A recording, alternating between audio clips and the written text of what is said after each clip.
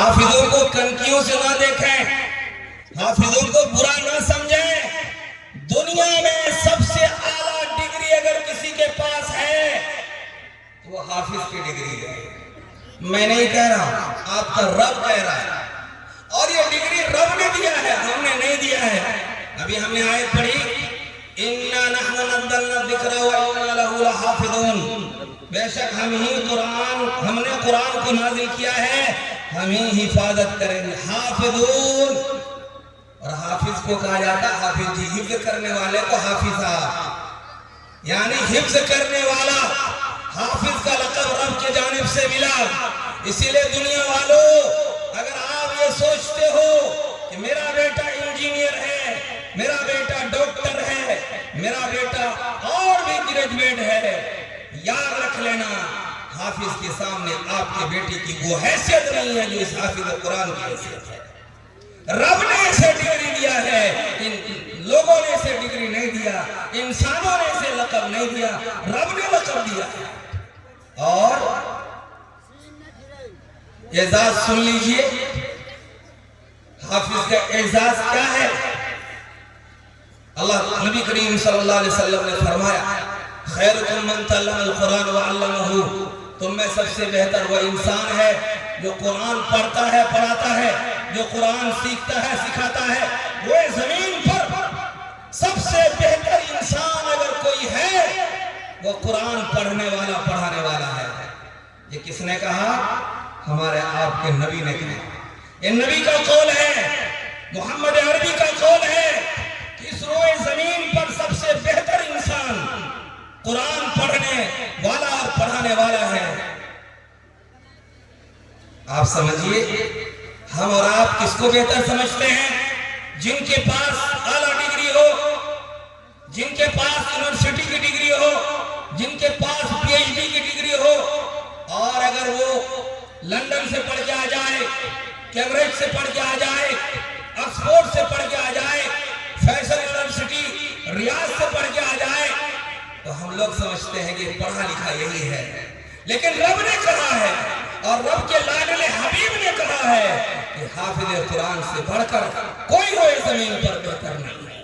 اس لئے میرے دوستو، اگر آپ حقیر نگاہ سے دیکھو گے ان حفاظ کو جس کے سینے میں قرآن محفوظ ہے، دنیا میں جو کتابیں ہیں کاغذ کے اوراق پر لکھے ہوئے حروف ہیں، دنیا والے جو قرآن کے دشمن ہیں، جو قرآن کے دشمن ہیں، اگر وہ یہ سوچتے ہیں کہ ہم قرآن کو اکٹھا کر کے جلا دیں گے، قرآن کو دریا میں ڈبو دیں گے، مٹی میں دفن کر دیں گے، تو کان کھول کے سن لے کہ مسلمانوں کے بچوں نے اتنی تعداد میں اپنے سینے میں قرآن کو محفوظ کر لیا ہے کہ اگر تم ایک قرآن نہیں، ہزار نہیں، کروڑوں نسخے تم جمع کر کے دفن کر دو، ہمارے پاس کروڑوں سینے حفاظت کے لیے تیار ہیں.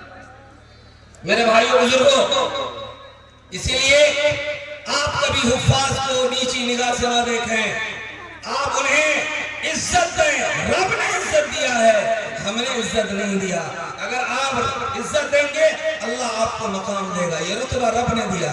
نبی نے فرمایا ایک حافظ قرآن کے والدین کو اللہ تعالیٰ ایسا تاج پہنائے گا کہ میدان محشر میں لوگ اس تاج کو دیکھ کر رشک کریں گے. چاند سورج سے بھی زیادہ چمکتا ہوا تو وہ تاج ہوگا. جب والدین کے سر پر ایسا تاج رکھا جائے گا تو اس حافظ کا مقام کیا ہوگا، رتبہ کیا ہوگا، کبھی ٹھنڈے دل سے آپ سوچو. اور دوسرا اعزاز نبی نے فرمایا کہ اس حافظ کے خاندان کے 10 لوگوں کے لیے رب جہنم کا فیصلہ کر چکے ہوں گے. وہ حافظ قرآن بیچ میں حائل ہو جائے گا. یا رب میری سفارش قبول کیجئے، یہ میرے خاندان کے لوگ ہیں، آپ انہیں جہنم میں نہیں ڈالیے. رب ان کی لاج رکھ کر اپنے فیصلے کو رد کر دے گا اور حافظ قرآن کی سفارش کو قبول کرتے ہوئے خاندان کے 10 لوگوں کو جن کی سزا متعین ہو چکی ہوگی انہیں جنت بخش دے گا. ہے ایسا کوئی اعزاز؟ ہے ایسی کوئی ڈگری آپ کے پاس دکھائیے کوئی کھڑا ہو کر کے، لیکن آپ کہیں گے ارے کیا ہے، بیلگچھی گاؤں کے جمن میاں کا بیٹا حافظ بنا ہے، جمن میاں کے پاس ہے کیا، جھوپڑی ہے اور 2 ڈسمل زمین میں گھر ہے، اس کا مقام کیا ہے، مقام بھی سن لو۔ وہ بچہ ابھی رمضان آنے والا ہے، 1 ہفتے کے بعد رمضان میں قرآن کون سنائے گا، آپ لوگ بتائیے ذرا سا۔ انجینئر صاحب سنائیں گے، ڈاکٹر صاحب سنائیں گے، ڈی ایم صاحب سنائیں گے، حافظ قرآن سنائے گا جمن کا بیٹا، کلو کا بیٹا سنائے گا۔ اور اتفاق سے جمن کا بیٹا جو حافظ تھا اس کی جگہ لگ گئی پورنیہ کچہری والی مسجد میں، تراویح وہی پڑھائے گا اور قرآن وہی سنائے گا۔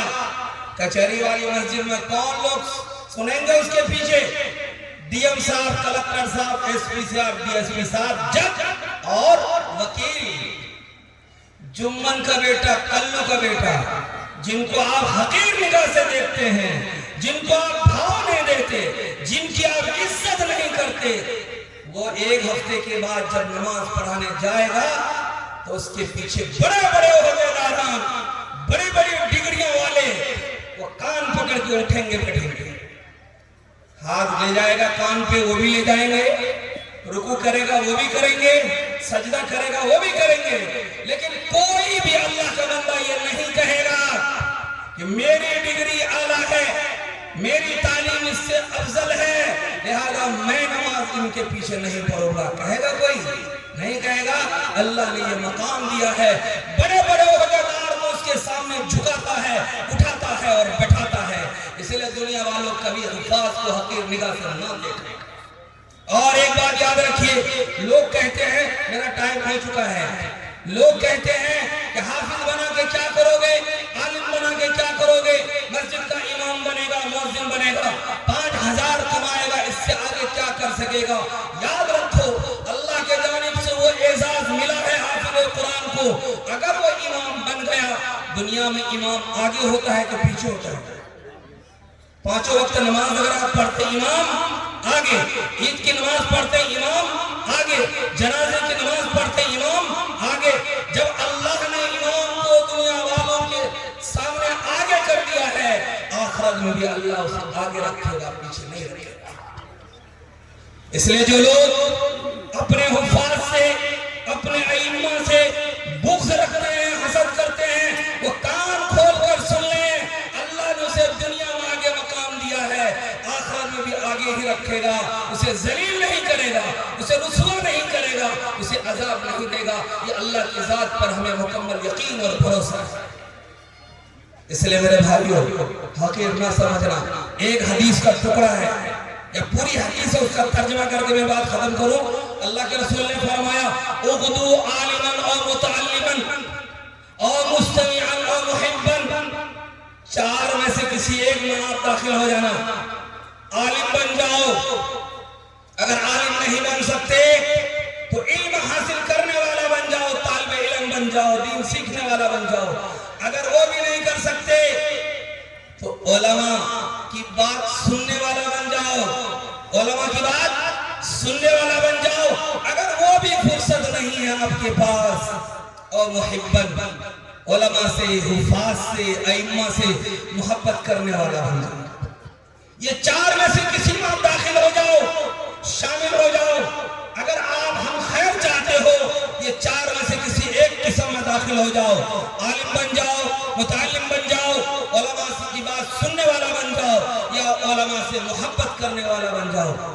اگر یہ 4 میں داخل نہیں ہوئے تو اللہ کے رسول نے فرمایا 5واں قسم میں داخل نہیں ہونا، ورنہ تم ہلاک ہو جاؤ گے، برباد ہو جاؤ گے، تباہ ہو جاؤ گے۔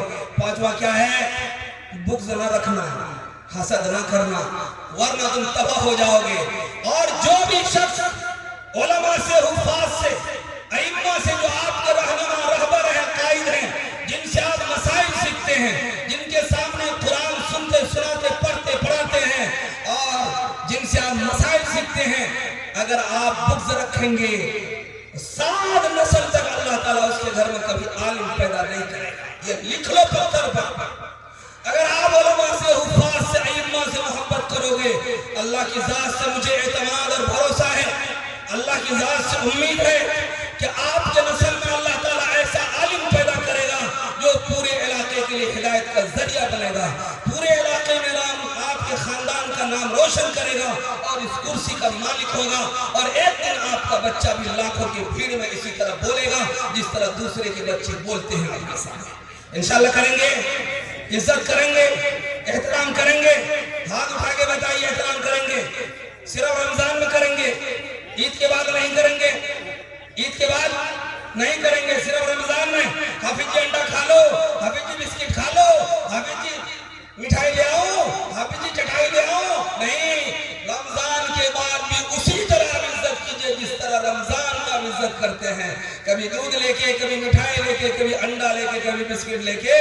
آپ ایسے ہی چلتے ہوئے کسی حافظ القرآن عالم دین کو دیکھ لیں، اگر ان کو ضرورت ہے، ڈگروا جانا ہے، آپ اسے گاڑی پر بٹھا کر پہنچا دیجئے، یہ عزت ہے۔ آپ اسے مت کہیے کہ کرایہ بھی دے دیجئے، ہو سکتا ہے بیچارہ غریب ہو سکتا ہے اس کے پاس نہ ہو۔ آپ احسان مانیے یو پی والوں کا، انہوں نے دل وسیع کر دیا۔ یہ علماء کی ٹیم آپ کو جو نظر آ رہی ہے، بڑے بڑے علماء نظر آ رہے ہیں، یہ یو پی کی دھرتی سے پڑھ کے آپ کے یہاں آئے ہیں، یو پی کی دھرتی سے پڑھ کے آئے ہیں، اور یو پی والوں نے اپنے دل کو کھول دیا طلبہ کے لیے، علماء کے لیے۔ اللہ نے انہیں اتنا نوازا، جا کے آپ دیکھ لو یو پی کی سرزمین میں۔ اس لیے میرے بھائی کو، اگر آپ چاہتے ہو کہ اللہ کی برکت نازل ہو، رحمت نازل ہو، مدارس سے محبت کرو، علماء سے محبت کرو، ائمہ سے محبت کرو، حفاظ سے محبت کرو، انشاءاللہ آپ کے گھر میں بھی وہی رحمت آئے گی جو دوسرے سرزمین پر رحمت آتی ہے۔ اللہ تعالی عمل کی توفیق عطا فرمائے۔ وآخر دعوانا الحمدللہ رب العالمین۔